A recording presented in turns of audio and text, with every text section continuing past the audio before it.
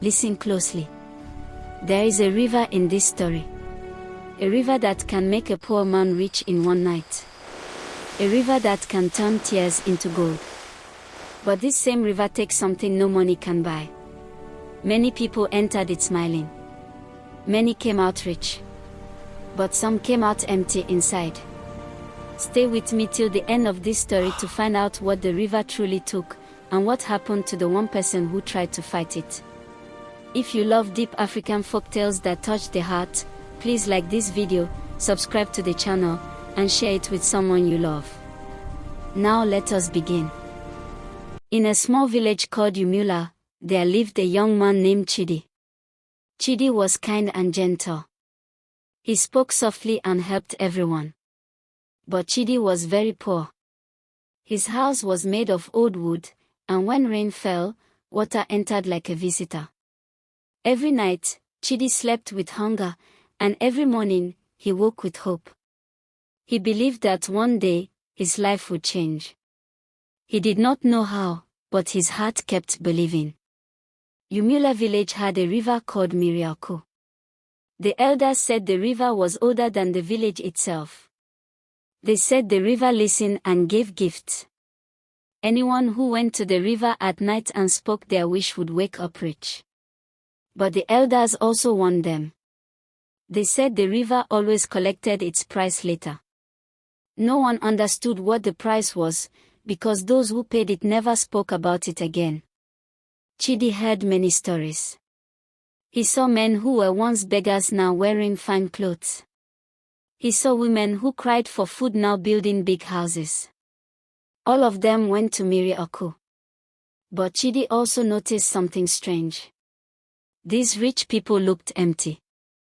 When you greeted them, they smiled slowly, like they were trying to remember how to smile. Some forgot their children's names. Some forgot where they came from. One night, after another day of hunger, Chidi sat alone and cried.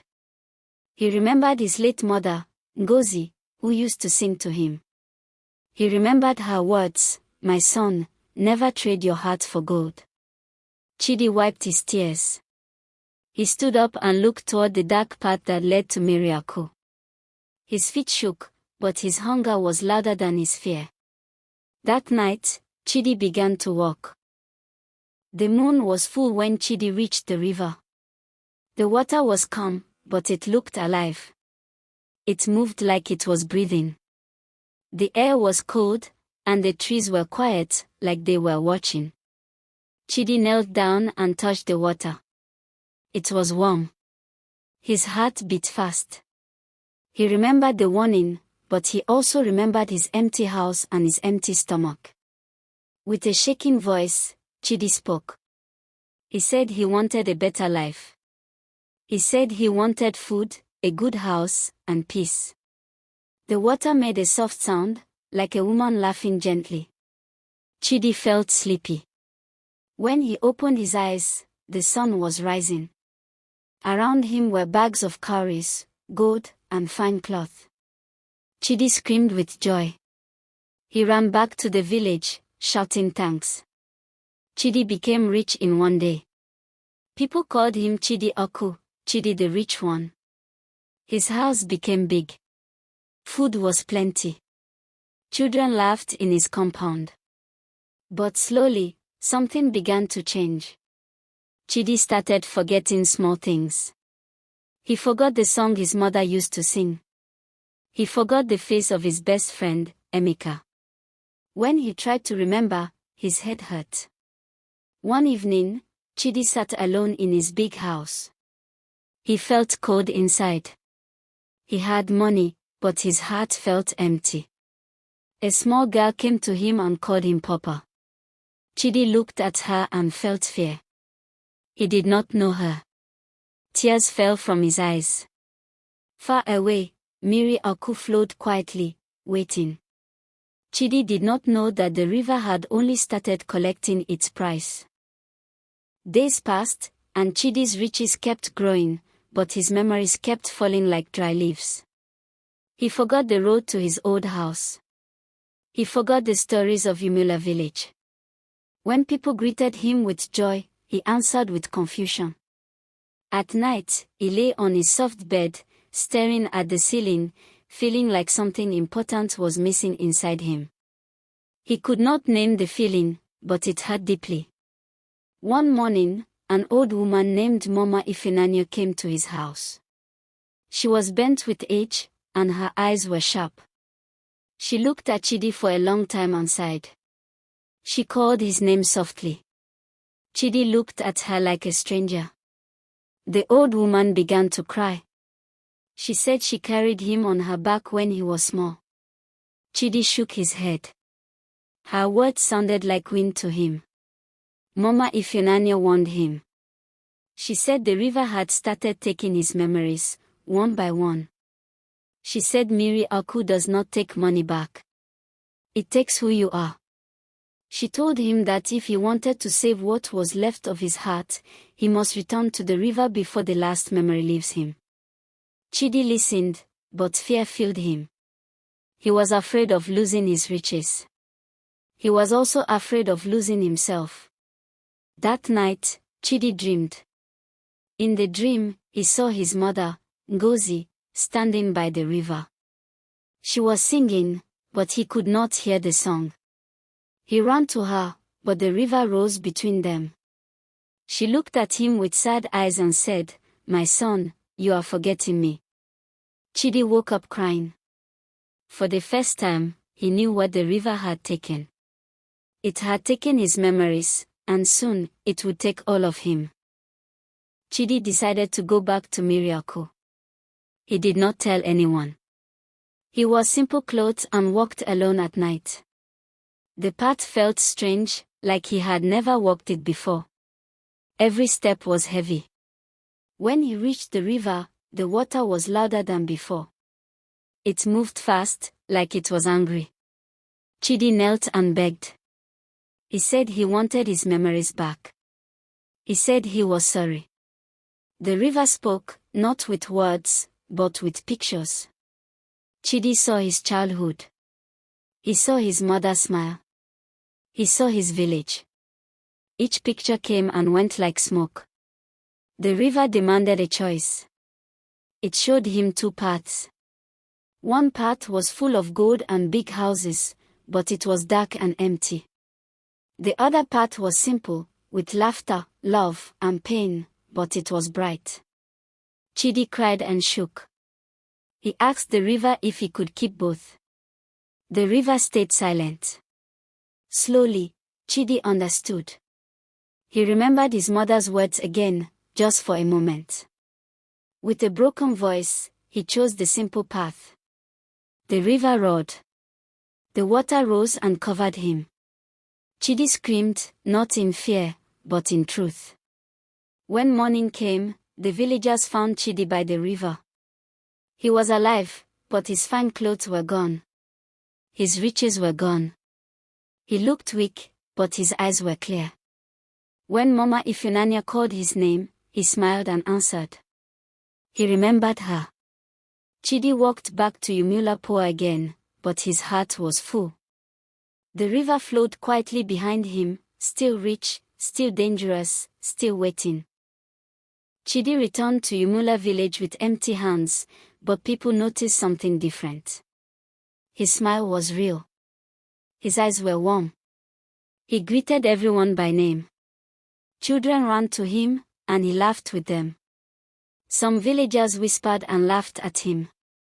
They said he was foolish to lose such riches. But Chidi did not feel foolish. For the first time in a long while, his heart felt alive. Chidi began to work again. He farmed the land like before. He carried water. He helped the old and played with the young. At night, he told stories by the fire. He remembered the songs his mother sang, and he sang them again, even when his voice broke. Sometimes he felt pain when he remembered what he lost, but the pain felt clean. It reminded him that he was human. Slowly, something strange happened. People started coming to Chidi, not for money, but for comfort. When someone was sad, they sat with him. When someone was confused, they talked to him. Chidi listened with patience. He had no gold to give, but his words felt rich.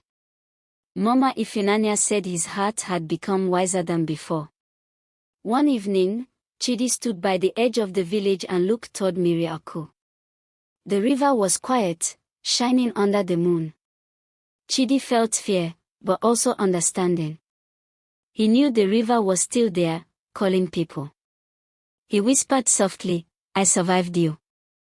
The wind moved gently, like the river heard him. Chidi turned away and went home. Not long after, a young boy named Obina came to Chidi. Obina was poor and hungry, just like Chidi once was. His eyes were full of questions. He asked Chidi about the river. He asked if the stories were true. Chidi sat him down and held his small hands. He did not shout. He did not command. He simply told his story slowly. Chidi told Obina about hunger. He told him about riches. He told him about forgetting his mother's face and crying in a big empty house. Obina listened quietly. When Chidi finished, the boy asked a small question. He asked, "Is the river evil?" Chidi shook his head. He said the river only gives what people ask for, and takes what they forget to protect. That night, Obina did not go to the river. He went home and slept. But others still went. Some came back rich. Some came back quiet. Some stopped laughing. Chidi watched and felt sadness, but he knew he could not choose for them. All he could do was tell the truth and leave it. As seasons passed, Chidi's small farm grew well. He was not rich, but he had enough. One day, he married a kind woman named Ada. They had children who laughed loudly. Chidi never went back to Mmiri Aku. But sometimes, when the wind blew at night, he heard water moving far away, reminding the village that some gifts are not free, and some prices are too heavy to pay. Many years passed, and Chidi grew old. His hair turned white like ash, but his eyes stayed bright. Children gathered around him every evening. They loved his stories. He told them about animals, trees, and life. But he always warned them about wanting too much. When he spoke, his voice was soft, but it entered the heart. One dry season, the river Mmiri Aku became louder. It flooded farms and broke small paths. People said the river was angry. Some villagers still went there at night, hoping for quick riches. They came back with bags of gold, but their eyes were empty. They forgot greetings. They forgot love. The village slowly became quiet, even with all the wealth. One night, the elders came to Chidi. They asked him to speak to the river. They believed the river listened to him because he once chose truth over gold. Chidi was afraid, but he agreed. He walked slowly to Mmiri Aku and stood by its edge. He did not ask for money. He asked for mercy for the village. The river moved gently.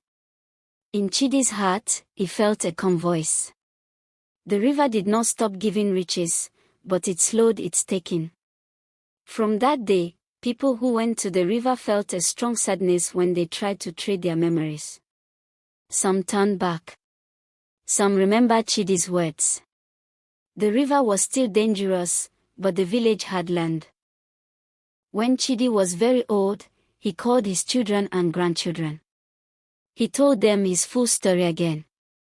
He told them to remember love, names, songs, and faces. He told them that memory is life. That night, Chidi slept and did not wake up. His face was peaceful, like someone who remembered everything that mattered. After his death, something strange happened. Mmiri Aku became quiet. It still flowed, but it no longer called loudly. People said the river was satisfied. They said it had met someone who could not be broken by gold. The village buried Chidi near the old tree where he once cried as a poor young man. Years later, Umula was not the richest village, but it was the happiest. People laughed. They remembered each other. Mothers sang to their children. And when anyone spoke about Mmiri Aku, they spoke with respect and fear. They taught their children the story of Chidi. Till today, elders say if you listen closely at night, you can hear a soft song near the river. It is the song of Ngozi, reminding the world that wealth without memory is empty, and a full heart is the greatest riches of all. The moral of the story is simple. Do not trade who you are for what you want. Money can buy food, but it cannot buy memory. It cannot buy love. Protect your heart, protect your memories, because once they are gone, no gold can bring them back. If this story touched your heart, please like this video, subscribe to the channel, and share it with someone who needs this message today. More deep African folk tales are coming. Stay with us.